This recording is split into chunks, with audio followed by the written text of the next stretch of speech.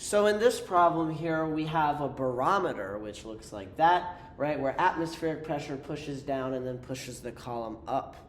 So we are asked, okay, what would the height of this column of alcohol need to be for the barometer, and this is a very crappy drawing of a barometer, to read 0.92 atmospheres. We're given that 1 atmosphere is equal to 1.013 times 10 to the 5th pascals. Okay, and we're also told that the the density of alcohol is 790 kilograms per cubic meter, so just a little underwater. To solve this problem, you're going to need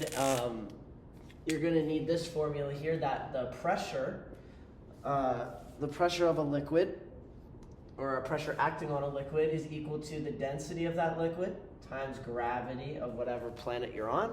So if you're on the moon, you're going to have less gravity than, say, on Earth.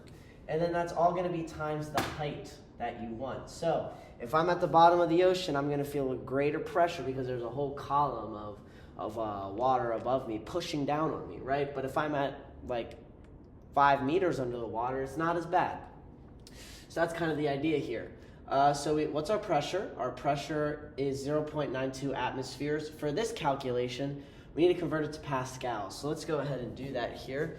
So 0.92 atmospheres, right? And if we just do some simple dimensional analysis, 1 atmosphere on the bottom, 1.013 times 10 to the 5th pascals on the top, right? And a Newton over a square meter is just a pascal. We just show it in a different way. So 0.92 times 1.013 times 10 to the 5th.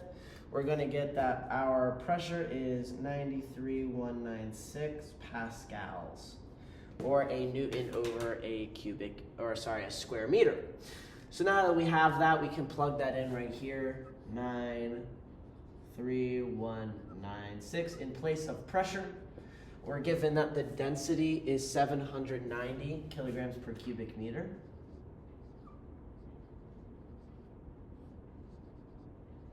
And I didn't write my units here, so let me go ahead and fix that quick.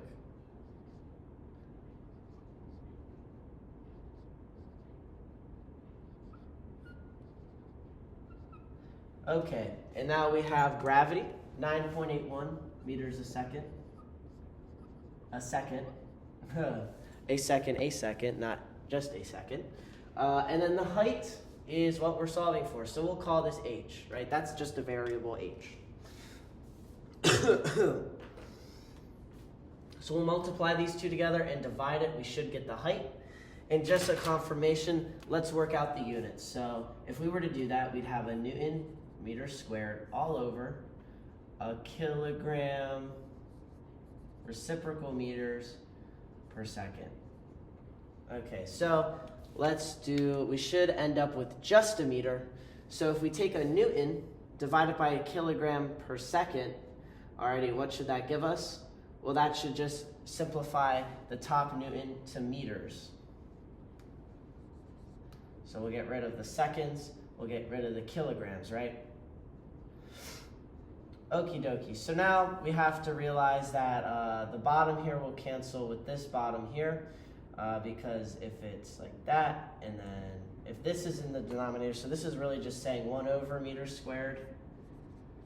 So if you were to rearrange this, it would actually swap places. This, because it's in the denominator and it's reciprocal, it would go to the numerator, right? So this would be like saying meters thirds, so bring this up to here, okay? And then it's divided by this, so we can bring this to the bottom, and this is meters squared. This is probably hella confusing if you don't know how the units cancel, and to be honest, this would confuse the shit out of me too. But we can cancel a cubic meter by a square meter to just give us meters. That's why this calculation works. Okay, sorry about that. Hopefully, if you found it helpful, great. If not, you at least have the formula. So let's divide everything over. 93,196 divided by 790, 9.81. Okay?